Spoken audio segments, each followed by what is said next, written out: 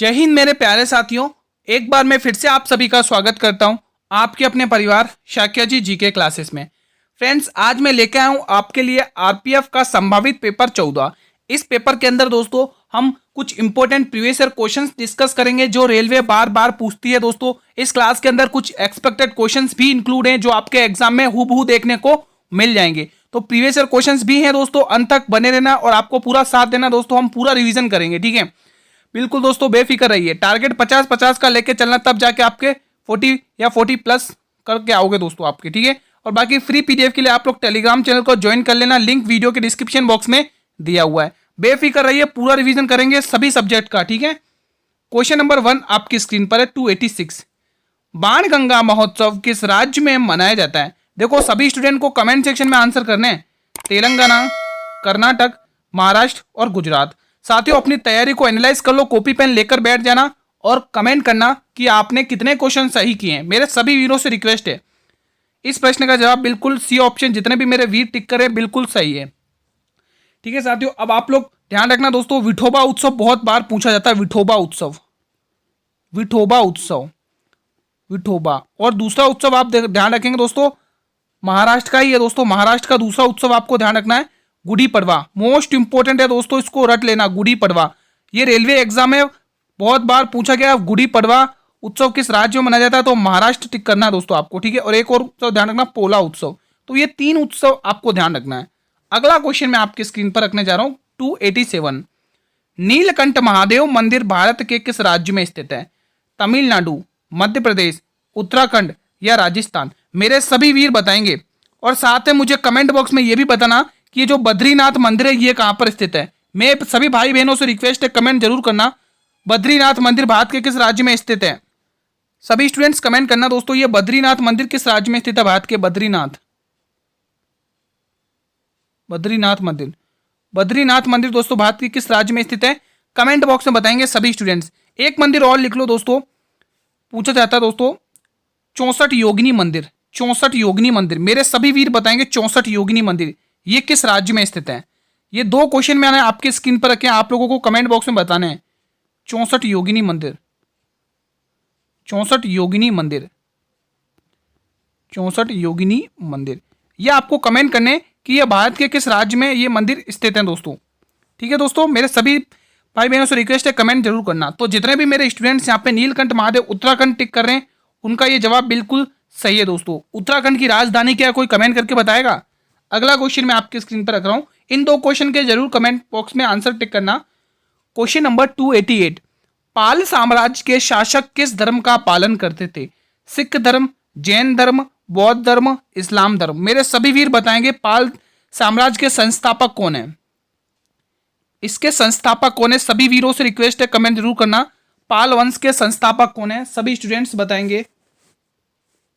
और आप लोग मुझे बताइएगा कि पाल वंश का वो कौन सा शासक था जिसने दोस्तों एक मंदिर की स्थापना की थी दोस्तों, सॉरी मंदिर क्या, विक्रम विश्वविद्यालय है ना, विक्रम विश्वविद्यालय की स्थापना की थी। वो कौन सा राजा इन पाल वंश से, बताइएगा? विक्रमशिला विश्वविद्यालय, विक्रमशिला विश्वविद्यालय की स्थापना करने वाला वो कौन सा राजा था पाल साम्राज्य का? बताइए, विश्वविद्यालय बताइए दोस्तों कमेंट करके। 3 क्वेश्चन आपको एक ही क्वेश्चन में मिल गए, तो इससे बेस्ट और कुछ नहीं है दोस्तों, बताइए।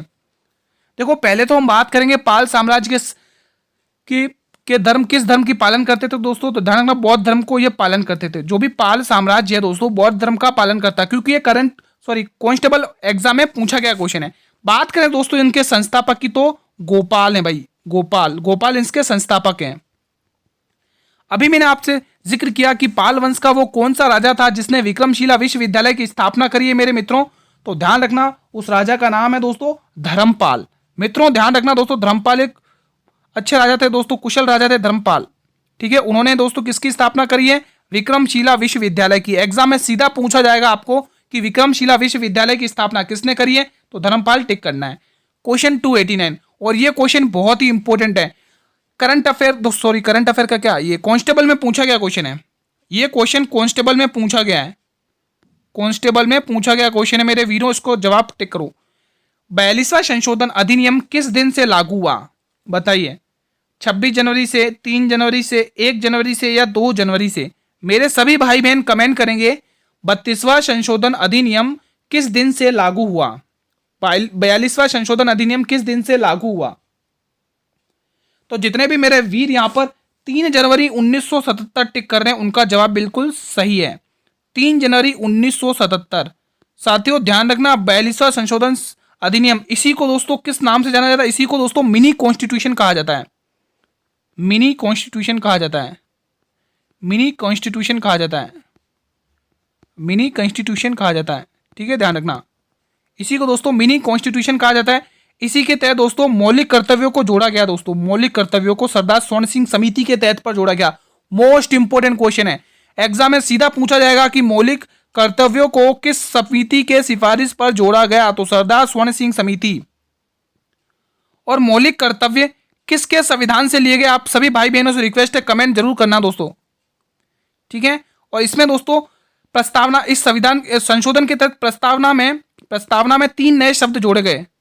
कौन कौन से 3 नए शब्द जोड़े गए? कमेंट करके बताइए। 2 क्वेश्चन मैंने आपसे पूछे हैं, मौलिक कर्तव्य किनके संविधान से बोरो किए हैं, और जो प्रस्तावना के अंदर 42वें संशोधन के तहत 3 नए शब्द कौन से जोड़े गए हैं? दोस्तों मैं सभी भाई बहनों से रिक्वेस्ट है, ये कमेंट बॉक्स भर जाना चाहिए दोस्तों। 3 शब्द बताइए दोस्तों कमेंट करके। ठीक है, अगला क्वेश्चन मैं आपके स्क्रीन पर रख रहा हूं, चलिए मैं ही बता देता हूं दोस्तों। जिससे धर्मनिरपेक्ष हो गया, अखंडता होगा और समाजवादी, ये 3 शब्द नए जोड़े गए। अब तो लिख देना। Question number 290। क्वेश्चन क्या कह रहा है? 16वें वित्त आयोग के अध्यक्ष कौन थे? C Rangarajan, A M Khusro, N K Singh या अरविंद पनगड़िया? बताएंगे मेरे वीरों, क्या होगा इसका सही जवाब? आप लोग मुझे बताइए। फर्स्ट वित्त आयोग, पहले तो मैं वित्त आयोग के बारे में बता दोस्तों। वित्त आयोग की बात करें दोस्तों, ये आर्टिकल 280 में बताएगा, 280 में। इससे संबंधित आर्टिकल क्या है दोस्तों? इसका प्रावधान 280 आर्टिकल के अंदर बताया गया। अब आप लोग मुझे बताइए, फर्स्ट वित्त आयोग के अध्यक्ष कौन थे? पहले वित्त आयोग अध्यक्ष कौन थे? ठीक है, सभी कमेंट करके मेरे जरूर बताएंगे स्टूडेंट्स। पहले आप 11वें वित्त आयोग के नाम लिखें। वित्त आयोग के अध्यक्ष कौन है मेरे वीरों? A M Khusro, A M Khusro. साथियों ध्यान रखना, एग्जाम के पॉइंट ऑफ व्यू से मोस्ट इंपोर्टेंट क्वेश्चन है आज का ये। 11वें वित्त आयोग के अध्यक्ष कौन है? A M Khusro. मैंने आपसे फर्स्ट की बात करी है दोस्तों, तो ध्यान रखना, के सी नियोगी। लिख लो, छाप लो, दिमाग में बिठा लो, एग्जाम में पूछेगा आपको एग्जामिनर। के सी नियोगी, के सी नियोगी। इसकी पीडीएफ आपको टेलीग्राम चैनल पर मिल जाएगी मित्रों, बेफिक्र रहिए, टेलीग्राम चैनल को ज्वाइन कर लें, लिंक वीडियो के डिस्क्रिप्शन में। ठीक है, अब बात कर लें दोस्तों एन के सिंह की। दोस्तों ये कौन से नंबर के वित्त आयोग के अध्यक्ष है दोस्तों? बताइए, कोई बता सकता है? ये दोस्तों 15वें वित्त आयोग के अध्यक्ष है, 15वें। साथियों रट लेना, ये नाम मोस्ट इंपोर्टेंट है। 15वें वित्त आयोग के अध्यक्ष कौन है? N K Singh. गुरु जी 15वें वित्त आयोग की पता चल गई, तो 16वें की कौन है भाई? 16वें। तो ध्यान रखना, 16वें वित्त आयोग के अध्यक्ष कौन है मित्रों? अरविंद पनगड़िया। तो स्क्रीनशॉट लेने, मोस्ट इंपोर्टेंट क्वेश्चन है, आप सभी को पता होना चाहिए कि वित्त आयोग 280 आर्टिकल में है दोस्तों। बढ़े अगले क्वेश्चन की तरफ, बेफिक्र रहिए, अंत तक बने रहिएगा, साथ दीजिए, पूरा रिवीजन कराऊंगा। साइंस का क्वेश्चन आपकी स्क्रीन पर है। बर्फ का अपवर्तक सूचांक क्या है? मेरे सभी वीरों से रिक्वेस्ट है, कमेंट करें। 0, 0.5, 1.31 या 1.1 कमेंट करें। साथियों एक बार मेरे सभी वीर इस क्लास को लाइक कर दो जल्दी से, सभी स्टूडेंट्स क्लास को लाइक कर दो और अपने सभी मित्रों में इस क्लास को शेयर कर दो एक बार जल्दी से। और अगर चैनल पर भी पहली बार विजिट कर रहे हो तो चैनल को भी सब्सक्राइब कर लेना दोस्तों। जितने भी मेरे वीर यहाँ पर सी ऑप्शन लॉक कर रहे हैं, उनका ये जवाब बिल्कुल सही है। C option will be the right answer. चलिए मैं अगला क्वेश्चन आपके स्क्रीन पर रख रहा हूं, क्वेश्चन नंबर 292। क्वेश्चन क्या कह रहा है, ध्यान से पढ़िए। भारत में समुद्री व्यापार केंद्र स्थापित करने वाले पहले यूरोपीय कौन थे दोस्तों? बहुत ही इंपॉर्टेंट है। फ्रांसीसी, पुर्तगाली, अंग्रेज या डच? क्या होगा इसका सही जवाब? दोस्तों मैं आपको हिंट दे देता हूं, इन चारों में से पहले आते हैं और बाद में जाते हैं दोस्तों, बताइएगा क्या होगा इसका सही जवाब। तो जितने भी मेरे वीर यहाँ पे पुर्तगाली टिक कर रहे हैं, बिल्कुल सही है दोस्तों। कौन आया था दोस्तों पुर्तगाली में से? दोस्तों ध्यान रखना दोस्तों, 14 मई 1498 में कौन आया था दोस्तों? Vasco D gamma. पहला पुर्तगाली यात्री आया था दोस्तों, वास्को डी गामा। भारत की खोज भी वास्को डी गामा ही ने ही की है, वास्को डी गामा।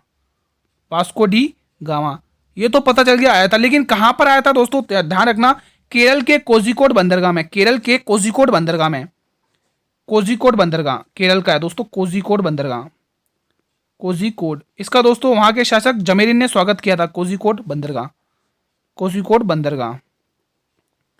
अब मैं आपसे क्वेश्चन पूछ लूं दोस्तों, आप लोग मुझे बताइए पुर्तगालियों की पहली व्यापारिक कोठी कहां पर खोली गई थी? किसी को पता है इसका जवाब? बताइएगा कमेंट बॉक्स में। और दूसरा क्वेश्चन ये है कि पुर्तगालियों का पहला गवर्नर कौन आया था और कब आया था? ये दो क्वेश्चन मेरे वीरों आप सभी से, मेरे सभी भाई बहन कमेंट करना। मैं क्वेश्चन वापिस रिपीट कर रहा हूं कि पुर्तगालियों ने अपनी पहली व्यापारिक कोठी कहां पर खोली थी, भारत के किस राज्य में खोली थी, और साथ में यह भी बताना पुर्तगालियों का पहला गवर्नर कौन आया था दोस्तों। ये दो क्वेश्चन आप सभी से कमेंट जरूर करना। 292 में मैंने आपको दो क्वेश्चन पूछे हैं। 293 आपके स्क्रीन पर क्वेश्चन, कितने भारतीय राज्यों की सीमाएं नेपाल से जुड़ी हैं? मोस्ट इंपोर्टेंट क्वेश्चन है, इंपोर्टेंट टिक कर लो साथियों, इंपोर्टेंट है। बताइए क्या होगा इसका सही जवाब? 3, 4, 5 और 6। जितने भी स्टूडेंट्स यहां पर अगर ऑप्शन नंबर ए को टिक करने की सोच रहे हैं उनका आंसर गलत है, बी वाले गलत हैं, डी वाले गलत हैं, बिल्कुल सी वाले बिल्कुल सही हैं। जितने भी स्टूडेंट्स सी ऑप्शन टिक कर रहे हैं उनका जवाब बिल्कुल सही है।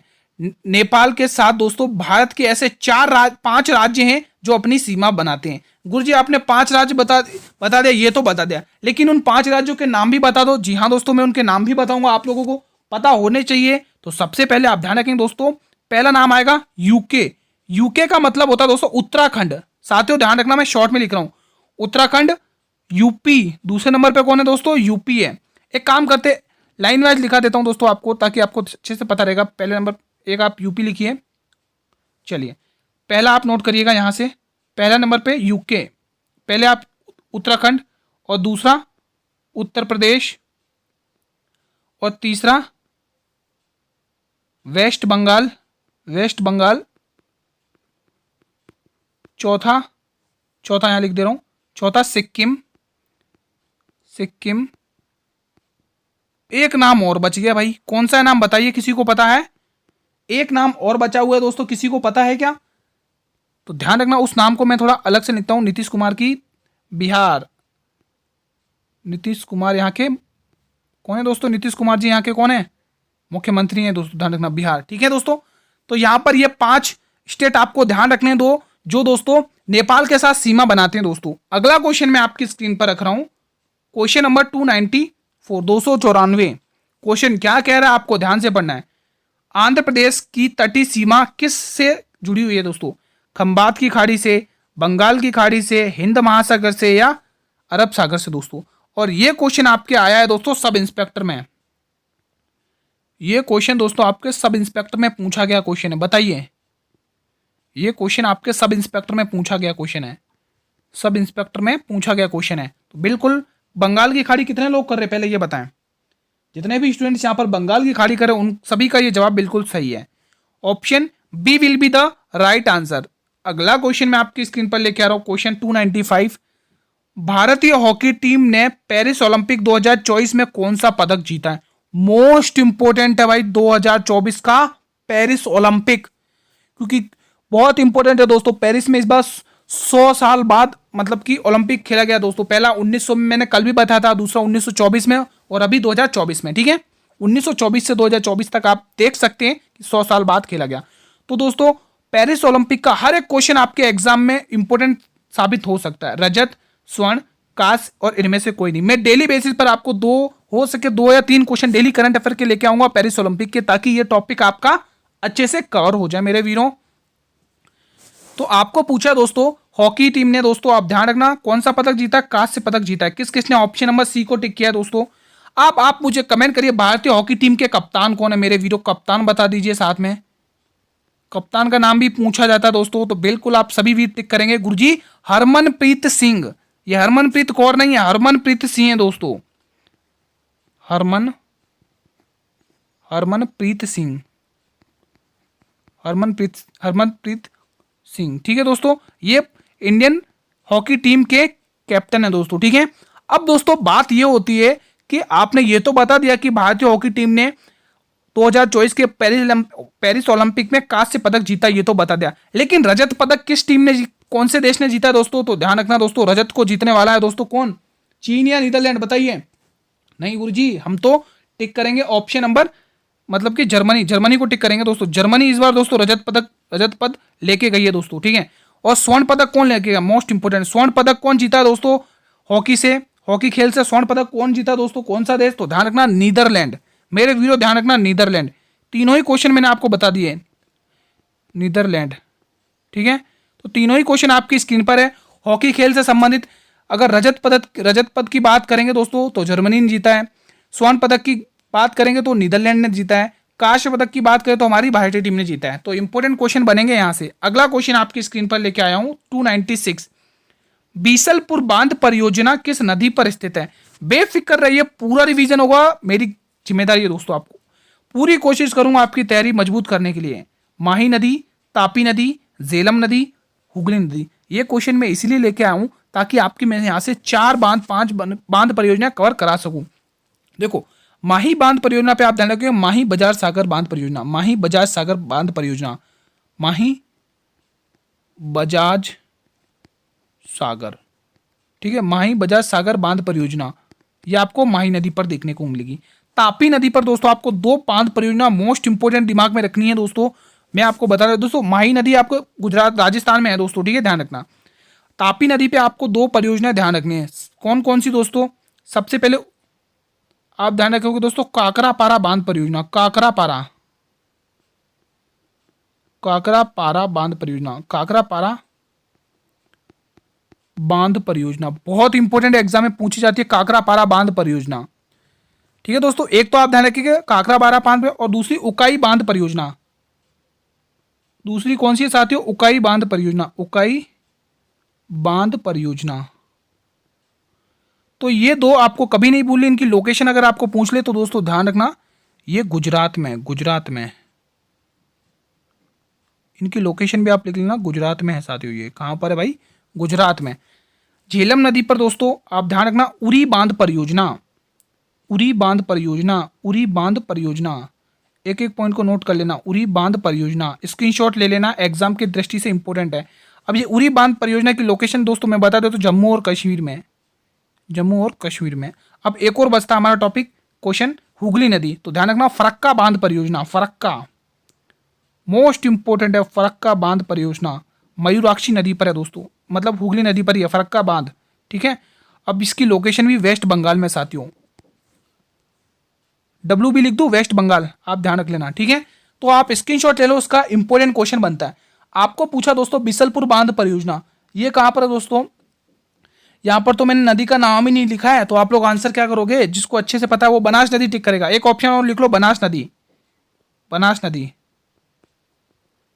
ऑप्शन ही नहीं दिया, माफी चाहता हूं साथियों, यहाँ पे ऑप्शन ही नहीं दिया। तो बनास नदी पर है दोस्तों ये, ठीक है, बिसलपुर बांध परियोजना, ये ऑप्शन है आपका, ठीक है। अगला क्वेश्चन मैं आपकी स्क्रीन पर रख रहा हूं, क्वेश्चन 297। गायत्री मंत्र का उल्लेख ऋग्वेद के किस मंडल में? 1, 2, 3, 4, बताइए, पहले, दूसरे, तीसरे या चौथे? मेरे वीरों बताना जरूर कि गायत्री मंत्र की स्थापना किसने करी, संस्थापक कौन है दोस्तों? मेरे सभी भाई बहनों से रिक्वेस्ट है, इस क्वेश्चन का जरूर जवाब कमेंट बॉक्स में टिक करना। गायत्री मंत्र का उल्लेख ऋग्वेद के किस मंडल में है दोस्तों, बताइए। ऋग्वेद दोस्तों सबसे प्राचीन है दोस्तों ग्रंथ, इसमें कितने मंडल हैं कमेंट करके बताइए। मैं डेली क्वेश्चन पूछूंगा, डेली रिवाइज करवाऊंगा आप सभी को, मंडल कितने हैं, सूक्त कितने, डेली पूछूंगा ताकि आपके दिमाग में बना रहे दोस्तों, ठीक है। और इसमें कितनी ऋचाएं हैं, कितनी इसमें ऋचाएं हैं, ठीक है, बताना आप लोग ये कमेंट करके, ठीक है दोस्तों। ये 3 क्वेश्चन और आपके लिए। तो यहां से आप लोग गायत्री मंत्र किस मंडल में ऋग्वेद के बताइए, तो बिल्कुल तीसरे मंडल में, option C will be the right answer. 298। Bharat का राष्ट्रपति बनने के लिए न्यूनतम आयु कितने वर्ष होनी चाहिए? 25, 30, 35 या 40? आप लोग मुझे बताइए, राज्यपाल बनने के लिए न्यूनतम आयु कितने वर्ष की होनी चाहिए? राज्यपाल और उपराष्ट्रपति, बताइए दोस्तों। ये 2 क्वेश्चन और हैं आपकी स्क्रीन पर। पहले हम इसका आंसर टिक करते हैं। गुरुजी इसका सही ऑप्शन हो जाएगा 35 वर्ष की आयु होनी चाहिए। तो राज्यपाल बनने के लिए भी दोस्तों आपको 35 वर्ष की आयु ही चाहिए दोस्तों, 35 वर्ष की आयु भी न्यूनतम चाहिए दोस्तों। राष्ट्रपति बनने के लिए भी 35 वर्ष। अगला क्वेश्चन मैं आपके स्क्रीन पर लेके आ रहा हूँ 299, बहुत ही प्यारा सा क्वेश्चन है। भारत के खाद्य सुरक्षा और मानव प्राधिकरण का मुख्यालय कहाँ पर स्थित है? बहुत ही इंपॉर्टेंट है। नई दिल्ली में, कोलकाता में, चेन्नई में या मुंबई में? मेरे सभी वीर कमेंट करके बताएं क्या होगा इसका सही जवाब दोस्तों, जल्दी से बताएं। क्लास अगर अच्छी लगे तो एक बार मेरे सभी वीर इस क्लास को लाइक कर देना दोस्तों। एक लाइक तो बनता है दोस्तों, पूरी मेहनत आप लोगों के लिए हो रही है, एक लाइक तो बनता है। और एक क्लास को सभी मेरे वीर शेयर भी करना अपने सभी मित्रों तक, उन स्टूडेंट तक तो जरूर शेयर करना दोस्तों जिन्होंने अभी तक तैयारी नहीं करी और वो चाहते हैं कि तैयारी करें, ठीक है। तो उन स्टूडेंट तक तो जरूर पहुंचाना। तो बिल्कुल यहाँ पे क्या ऑप्शन टिक कर रहे हैं सभी स्टूडेंट्स, जितने भी मेरे वीर यहाँ पे बी ऑप्शन टिक कर रहे हैं, गलत है भाई। बी ऑप्शन वाले गलत हैं, डी ऑप्शन वाले भी गलत हैं, और ए और सी में से क्या आंसर होगा जल्दी बताइए। दिल्ली है ना, तो सी वाले भी गलत हैं। तो नई दिल्ली में है दोस्तों, ध्यान रखना, इंपॉर्टेंट क्वेश्चन है। खाद्य सुरक्षा और मानव प्राधिकरण का मुख्यालय मोस्ट इंपॉर्टेंट है, क्योंकि ये क्वेश्चन मैंने आपसे कांस्टेबल से उठाया है दोस्तों, प्रीवियस ईयर का 2019 का कांस्टेबल पेपर से उठाया मैंने ये क्वेश्चन। 300 बहुत ही इंपॉर्टेंट है, एक क्वेश्चन जरूर देखने को मिलेगा, लिख लो। इंपॉर्टेंट क्वेश्चन, इंपॉर्टेंट है दोस्तों, इंपॉर्टेंट क्वेश्चन की कैटेगरी में डाल दो इसको, इंपॉर्टेंट क्वेश्चन है ये। बताइए क्वेश्चन क्या कह रहा है, विटामिन ई का केमिकल नाम क्या है? What is the chemical name of vitamin E? Ascorbic acid, calciferol, tocopherol and retinol. Vitamin E का रासायनिक नाम क्या है? बताएंगे मेरे वीरों, एस्कॉर्बिक एसिड, कैल्सीफेरॉल, टेकोफेरॉल या रेटिनॉल। चलिए मैं एक एक बता देता हूं आप लोगों को। बात करें दोस्तों एस्कॉर्बिक एसिड की, तो ये विटामिन, इनकी बीमारी भी मैं बता देता हूं, जैसे विटामिन, ये विटामिन सी का रासायनिक नाम है दोस्तों। किसका है? विटामिन सी का ये रासायनिक नाम है। ये किस विटामिन का रासायनिक नाम है? विटामिन सी का। विटामिन, मैं इसको ब्लैक पेन से हाईलाइट कर देता हूँ, ठीक है। ये विटामिन सी का रासायनिक नाम है। बहुत सारे कंफ्यूज हो जाएंगे, इससे बढ़िया मैं इसको मिटा के अच्छे से लिख ही देता हूँ। बहुत सारे सोचेंगे पता नहीं गुरुजी ने क्या लिख दिया ये, ठीक है दोस्तों। तो ध्यान रखना, ये विटामिन सी का केमिकल नेम है। अब इससे होने वाली जो बीमारी है दोस्तों वो अच्छे से लिख लेना, स्कर्वी। स्कर्वी रोग होता है दोस्तों, स्कर्वी, स्कर्वी दोस्तों, ठीक है। एग्जाम की दृष्टि से मोस्ट इंपॉर्टेंट है। कैल्सीफेरॉल, ये विटामिन डी का केमिकल नेम है, विटामिन डी, विटामिन डी। और विटामिन डी से रिकेट्स बीमारी होती है, इसकी कमी से रिकेट्स बीमारी होती है। क्या होती है साथियों? रिकेट्स। अरे मैंने ये क्या लिख दिया, रिकेट्स लिखो, रिकेट्स, ठीक है, रिकेट्स। इससे होने वाली बीमारी रिकेट्स है दोस्तों, ठीक है। टेकोफेरॉल आपका सही जवाब होगा, ठीक है। तो यहाँ पर आप लोग ऑप्शन नंबर सी टिक करिए, विटामिन ई का रासायनिक नाम टेकोफेरॉल है दोस्तों। रक्त के थक्के को जमने में कौन सा विटामिन हेल्प करता, कमेंट जरूर करिएगा। रेटिनॉल विटामिन ए का केमिकल नेम है, विटामिन ए। और विटामिन ए के से कौन सी बीमारी होती है? उस विटामिन की कमी होने से कौन सी बीमारी होती है दोस्तों? तो ध्यान रखना, बीमारी है रतौंधी, जिसको आप लोग इंग्लिश में नाइट ब्लाइंडनेस कहते हैं, रतौंधी। मेरे मित्रों इसका स्क्रीनशॉट ले लो, बहुत ही इंपॉर्टेंट क्वेश्चन है। बाकी अगर आप जिसने टेलीग्राम चैनल पर पीडीएफ चाहिए जिस भी स्टूडेंट्स को, तो टेलीग्राम चैनल को ज्वाइन कर लो, लिंक वीडियो के डिस्क्रिप्शन बॉक्स में दिया हुआ है टेलीग्राम ग्रुप का। क्वेश्चन 301, मैं डेली आपके लिए 25-30 क्वेश्चंस लेके आता हूं, ताबड़तोड़ क्वेश्चंस लेके आता हूं। धुआं करना दोस्तों अगर एग्जाम में ये क्वेश्चन दिख जाए तो। हाल में ही 133वें डूरंड कप का खिताब किसने जीता है? मेरे सभी भाई बहनों से रिक्वेस्ट है, डूरंड कप किस खेल से संबंधित है? ये कप किस खेल में दिया जाता है? सभी वीर बताएंगे ये कप किस खेल में दिया जाता है, कमेंट बॉक्स में बताइए। मैंने आपको कहा था दोस्तों कि करंट अफेयर के क्वेश्चंस भी देखने को मिलेंगे। मोहन बागान super giant, north east United FC, Kerala blaster या मुंबई सिटी। बहुत ही इंपॉर्टेंट क्वेश्चन है, इंपॉर्टेंट की कैटेगरी में डाल दो, इंपॉर्टेंट क्वेश्चन है, इंपॉर्टेंट है। हाल में ही 133वें डूरंड कप का खिताब किसने जीता है? मोहन बागान super giant, north east United FC या केरल ब्लास्टर या मुंबई सिटी। मेरे सभी वीर बताएंगे क्या होने वाला है इसका सही जवाब। तो जितने भी स्टूडेंट्स यहाँ पे बी ऑप्शन टिक कर रहे हैं, नॉर्थ ईस्ट यूनाइटेड एफसी, उनका ये जवाब बिल्कुल सही है। Option B will be the right answer. अगला क्वेश्चन मैं आपकी स्क्रीन पर लेके आऊं 302।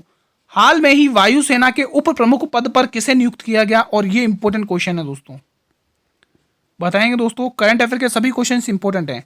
आशुतोष दीक्षित, तेजिंदर सिंह, सतीश कुमार या टीवी सोमनाथन? मेरे सभी वीर कमेंट करके बताएंगे क्या होगा इसका सही जवाब। डॉक्टर टीवी सोमनाथन, किस किसने टिक किया? 302 का D option will be the right answer. बढ़े अगले क्वेश्चन की तरफ मित्रों। अगला क्वेश्चन मैं आपकी स्क्रीन पर रख रहा हूं। प्रमुख गरुड़ शक्ति अभ्यास किन दो देशों के मध्य होता है दोस्तों, बताइए।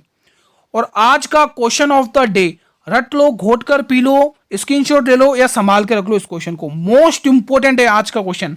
भारत और फ्रांस, भारत और श्रीलंका, भारत और इंडोनेशिया, भारत और संयुक्त राज्य अमेरिका। मोस्ट इंपोर्टेंट है, लिख देता हूं मैं यहां पे, मोस्ट इंपोर्टेंट। दोस्तों ये टॉपिक बहुत ही इंपॉर्टेंट है दोस्तों, कोई भी एग्जाम की आप तैयारी कर लो दोस्तों, ये प्रमुख अभ्यास वाला टॉपिक मोस्ट इंपॉर्टेंट है। रट लेना, मैं बार बार चिल्ला चिल्ला कर कह रहा हूं दोस्तों, एग्जाम में क्वेश्चन देखने को मिलेगा आप लोगों को, ठीक है।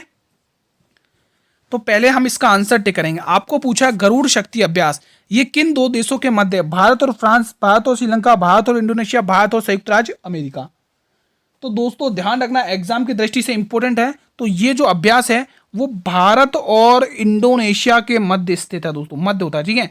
भारत और इंडोनेशिया के मध्य में कौन सा अभ्यास होता है? गरुड़ शक्ति अभ्यास, मोस्ट इंपोर्टेंट है। अब बात करें मित्रों भारत और फ्रांस के बीच में कौन सा अभ्यास होता है, तो आपको रट लेना है, शक्ति और वरुण। रट लो, शक्ति और वरुण अभ्यास किन दो देशों के बीच में होता है? भारत और फ्रांस के बीच में। लिख लो, शक्ति और वरुण अभ्यास। शक्ति अभ्यास भी भारत और फ्रांस के बीच में होता है और वरुण अभ्यास भी भारत और फ्रांस के बीच में होता है। रट लो दोस्तों, मोस्ट इंपोर्टेंट है ये क्वेश्चन। भारत और श्रीलंका के बीच में कौन सा अभ्यास होता है दोस्तों? तो ध्यान रखना, इनके मध्य में दोस्तों आपको एग्जाम में छापना दोस्तों, मित्र शक्ति। क्या सु? मित्र शक्ति दोस्तों, मित्र शक्ति। लिख लो, मित्र शक्ति मोस्ट इंपोर्टेंट है आज के क्लास का, मित्र शक्ति। मैं इसीलिए ये क्वेश्चन लेके आया हूं ताकि आपके 4 अभ्यास यहां से अच्छे से कवर करा सकूं, ठीक है। अब बचा हुआ है भारत और संयुक्त राज्य अमेरिका। तो दोस्तों यहां पर ध्यान रखना, युद्ध मतलब अभ्यास है ना, वज्र प्रहार अभ्यास भी यहीं पर होता है दोस्तों। युद्ध अभ्यास लिख लो यहाँ पे, युद्ध अभ्यास। यहां पर आपको देखने को मिलेगा युद्ध अभ्यास, युद्ध अभ्यास।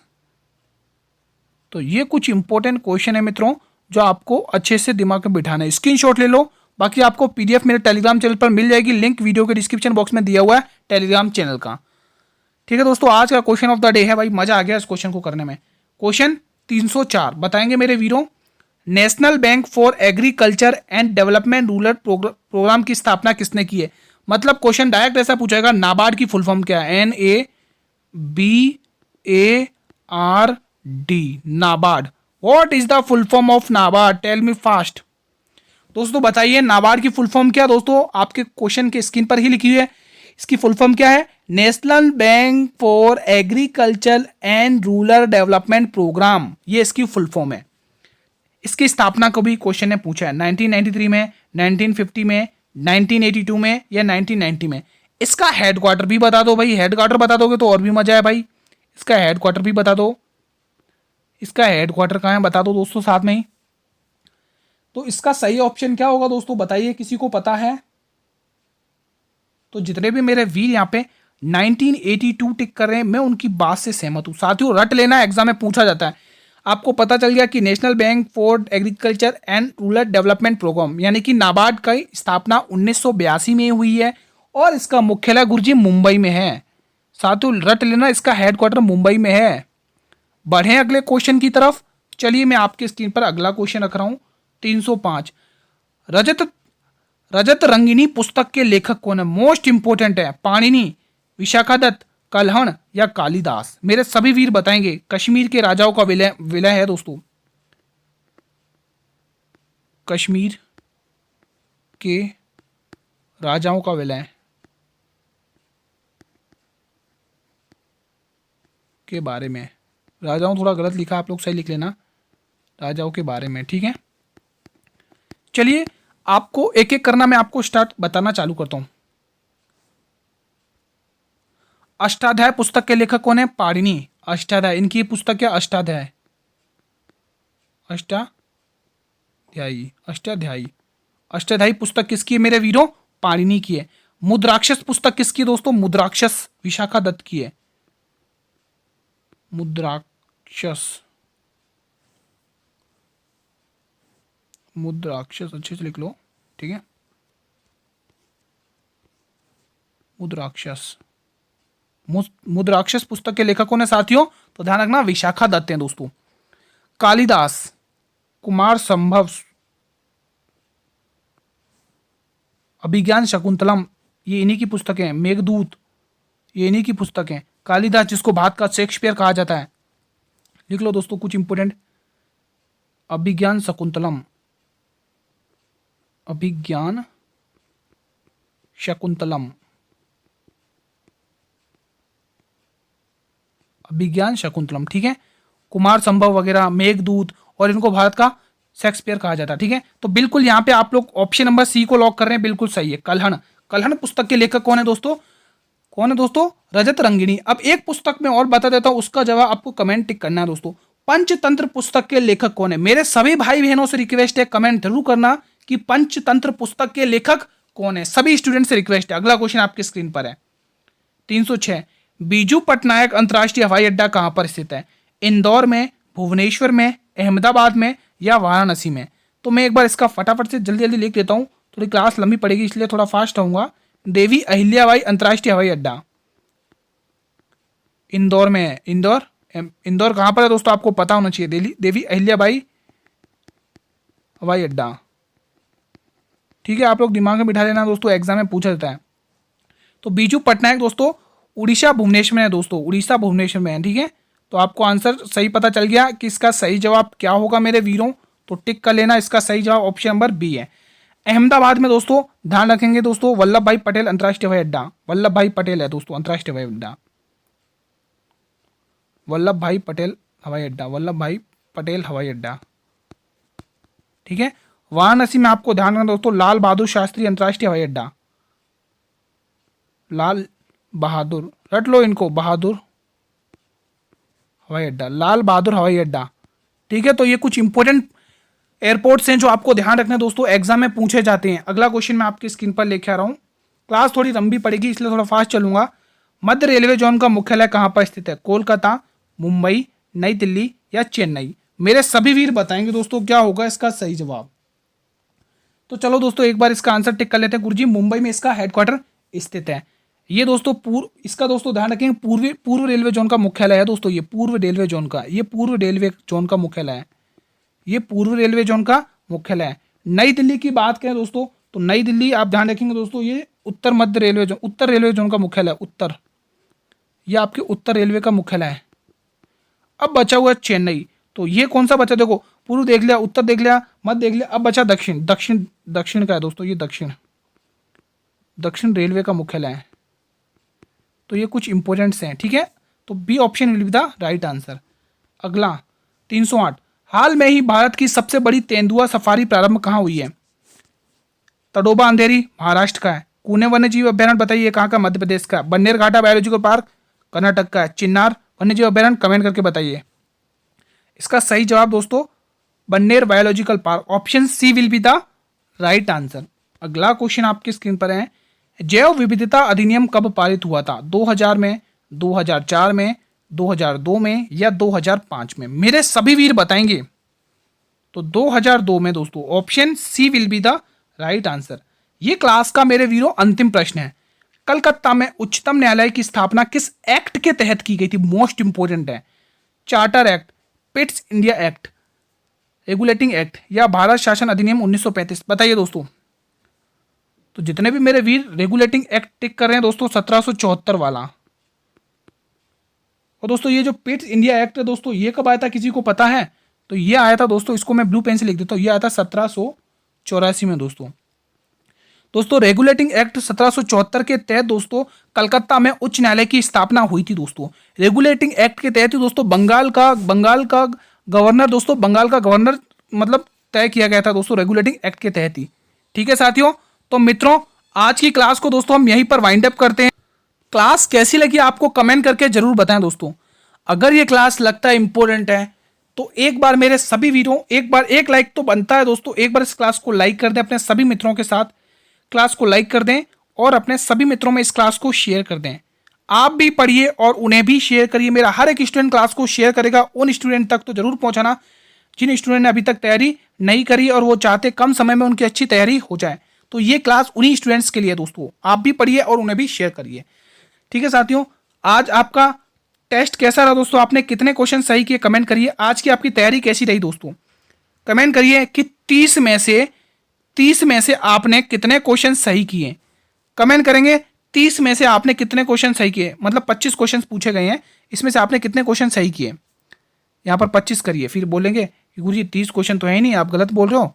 यहाँ पे लिख लो दोस्तों 25 क्वेश्चन। ठीक है, इन 25 क्वेश्चन में से आपने कितने सही किए कमेंट करके दोस्तों। अगर दोस्तों आप चाहते हैं इस क्लास की फ्री ऑफ कॉस्ट पीडीएफ मिले, तो फ्री ऑफ कॉस्ट के लिए पीडीएफ के लिए आप लोग टेलीग्राम चैनल को ज्वाइन कर लें मेरे वीरों, टेलीग्राम चैनल को ज्वाइन कर लें पीडीएफ के लिए। आपको क्या करना है दोस्तों, पीडीएफ के लिए टेलीग्राम चैनल ज्वाइन करनी है। पीडीएफ के लिए टेलीग्राम चैनल को ज्वाइन कर लें, लिंक वीडियो के डिस्क्रिप्शन बॉक्स में दिया हुआ है। और क्लास का टाइम भाई 8 PM है दोस्तों, हम डेली 8 PM पर आपकी क्लास लेके आते हैं, डेली 8 PM पर आप सभी को जुड़ना है। कल हम एक और नई क्लास के साथ इसी टाइम पर मिलेंगे, तब तक के लिए दोस्तों जय हिंद, जय भारत, वंदे मातरम, धन्यवाद।